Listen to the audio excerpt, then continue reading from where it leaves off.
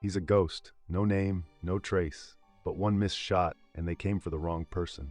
Now he's not just cleaning up the mess, he's burning it all down. The story begins in Paris, where we see the killer.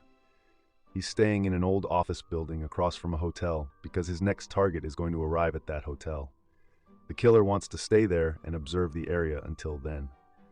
This killer is considered one of the most dangerous in the world. Everyone he's ever taken a contract on has ended up dead because he's perfect at what he does. He knows how to plan, and he's extremely strict about his rules. No matter what happens, those rules can't be broken. From morning to evening, the killer keeps a close watch on the hotel, noting who goes in and who comes out.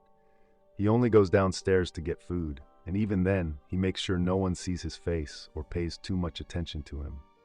That night, he starts assembling his gun and practicing how he'll take a precise shot. Suddenly, he hears some noises and thinks someone is at the door. He grabs his gun, ready to kill. But it's just a courier who tosses some letters through the door and leaves. After a while, we see that it's time for the killer to brush his teeth.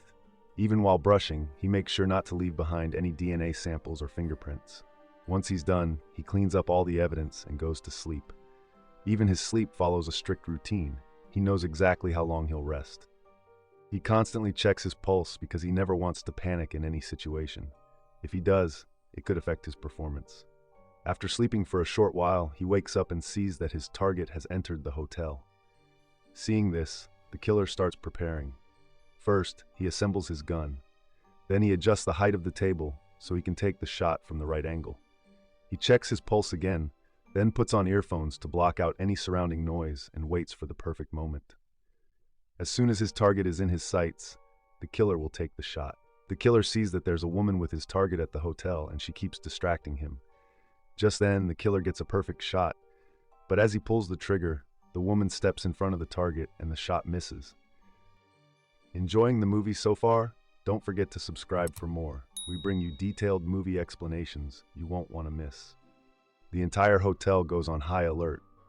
The killer realizes things have gone south and trouble is coming. He quickly starts packing up his gear, erasing any evidence that could lead back to him. He heads downstairs and escapes on his bike. Along the way, he tosses his weapons one by one in different locations so no one can trace or piece them together. After some time, he arrives at the airport. The killer calls the person who hired him. The contractor tells him that this incident could land them both in serious trouble and that the killer is about to be in danger too. The killer responds that he can still fix things. As soon as he gets another chance, he'll finish the job. But the contractor doesn't pay much attention to what he says, and the killer doesn't seem to care either. Then, the killer walks into the airport waiting lounge and takes a seat. After that, the killer heads to the Dominican Republic. As he boards the plane, his eyes fall on a man who immediately raises his suspicion. The killer feels like this man might be watching him, or worse, that he's been hired to kill him. Even after the plane lands, the killer keeps an eye on him. He doesn't want to go home in this state of uncertainty. First, he wants to figure out who this man really is. So the killer books a hotel room at the airport. Once inside the room, he sets a trap at the door so he'll know if anyone tries to enter. Then he sits on a chair with a knife in hand and waits all night for the man to show up. But by morning, he realizes he might have been wrong, that the man was just a stranger and he misjudged the situation. After leaving the hotel, the killer heads toward his hideout, which is located far from the city. He had parked his car there earlier. He gets in and drives to the hideout. But when he arrives, he sees footprints and cigarette butts near the entrance. The killer immediately knows that someone has been here in his absence. He pulls out his gun and runs around the back to enter the house. Inside, he finds everything torn apart. Furniture is broken, things are scattered everywhere, and there are bloodstains. The killer begins to panic, knowing that his girlfriend, someone he deeply loves, was staying here. He searches the entire house. Eventually, he finds out that his girlfriend, whose name is Magdala, has been admitted to the hospital. He rushes to the hospital. Seeing Magdala in that condition breaks the killer's heart. Her brother, Marcus, is also there. Marcus tells him, "Doctors are monitoring for internal bleeding. She just had a second transfusion, and she's on heavy pain meds." Hearing this fills the killer with regret and guilt. Marcus then explains that when he was bringing his sister to the hospital, She told him that the people who attacked her were two individuals. One of them was a woman. The killer tells Marcus to calm down. Marcus adds, "They left in a green car with a light on top, like a taxi." The killer looks him in the eye and says, "I promise and I swear to you, nothing like this will ever be allowed to happen again." When the killer finds out that Magdala has regained consciousness, he goes to see her. Magdala tells him, "They were asking about you. They tortured me, beat me badly, but I didn't tell them anything." The killer gently says, "Get some rest now." His love for Magdala is deep and real. After leaving the hospital, the killer returns to his hideout and starts digging a hole where he had hidden a stash of weapons, fake passports, and forged identity cards. He pulls everything out and takes what he needs. Fully geared up and ready, he sets out. The killer's first priority is to track down the green car with a light on top, just like Marcus had described. He heads into the city's main area, searching for the vehicle, but doesn't spot it anywhere.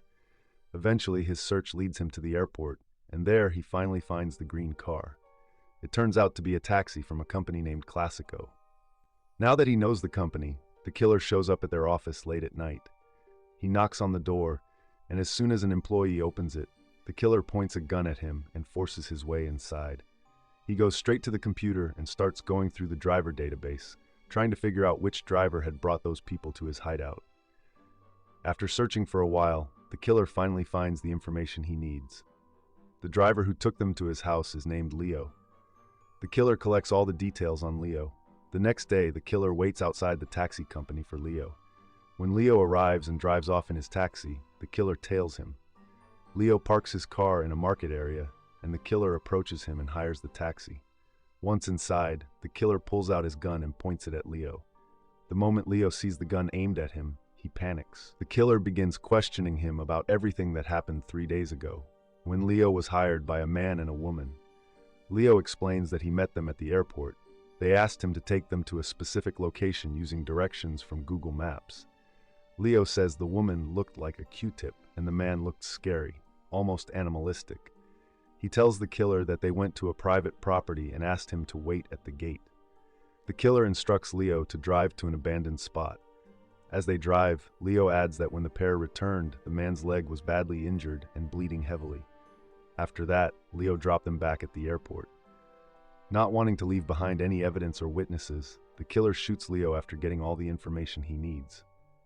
After that, the killer heads to New Orleans to meet the lawyer, who is none other than the same contractor that gave him the contract at the beginning of the movie. First, the killer rents a van and changes its license plate. Then he buys all the equipment he needs, including a trash bin. He waits in front of a building for Dolores, the lawyer's secretary, who handles all his work. As soon as Dolores enters the building, the killer follows her in.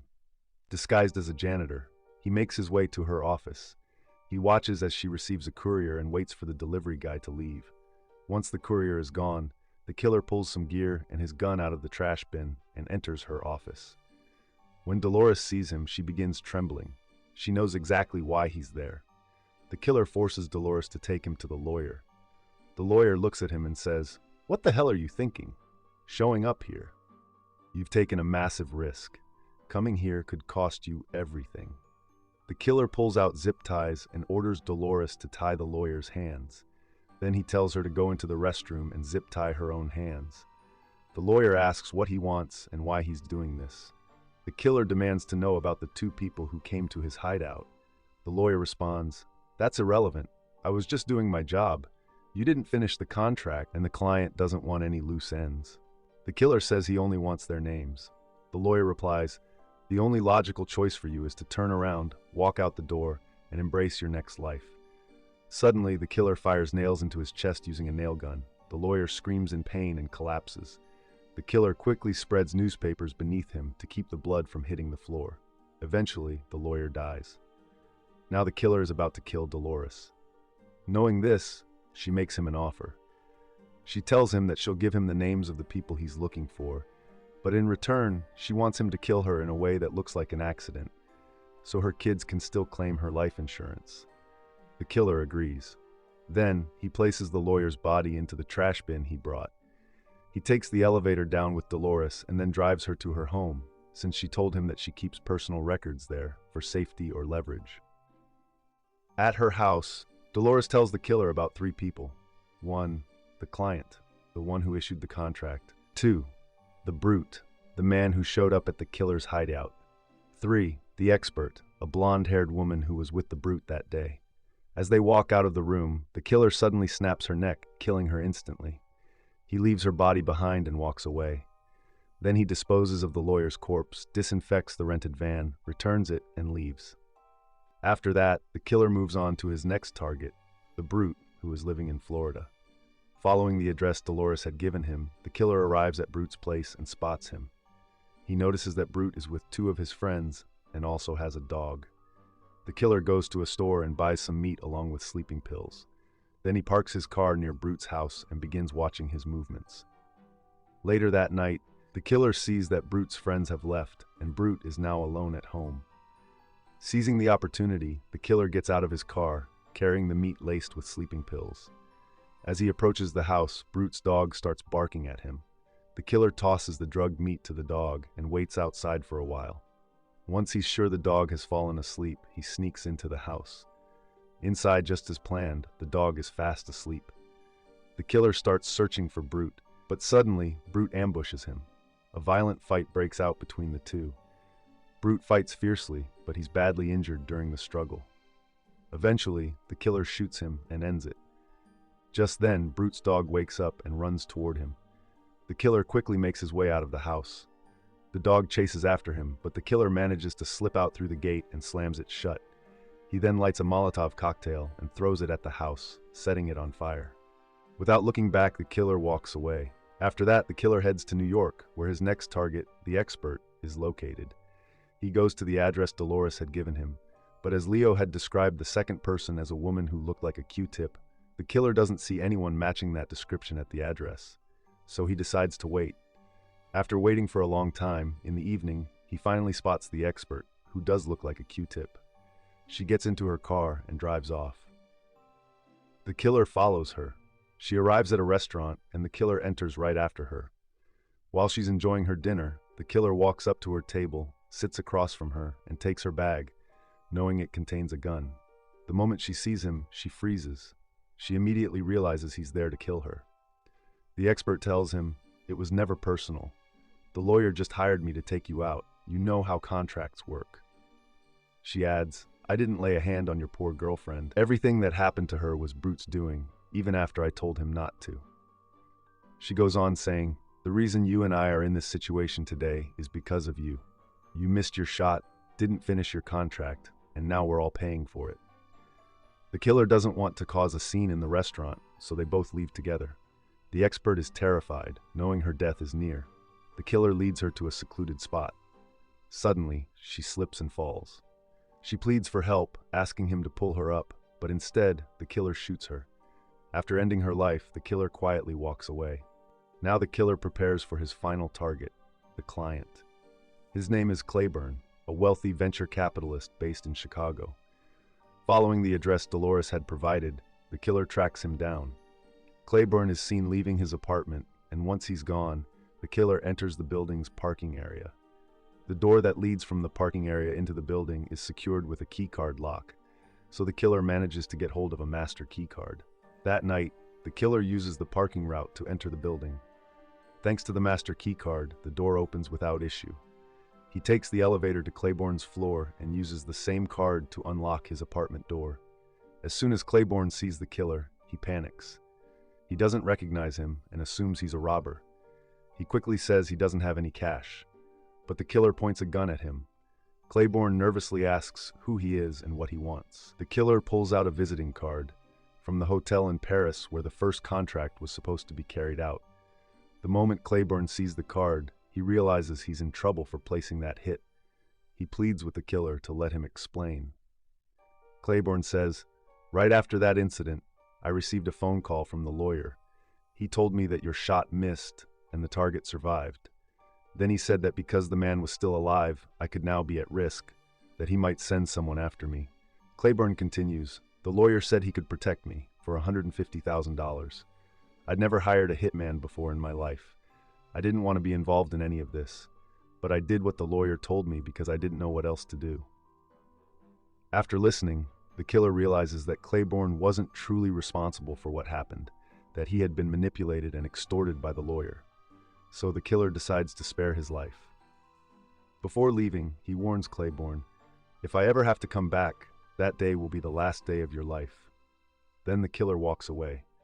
In the end, the killer returns to his hideout, where he and his girlfriend Magdala now live a peaceful life, far away from the chaos. So that was the end of the movie. If you liked the explanation, give it a thumbs up, and don't forget to subscribe for more. Thanks for watching.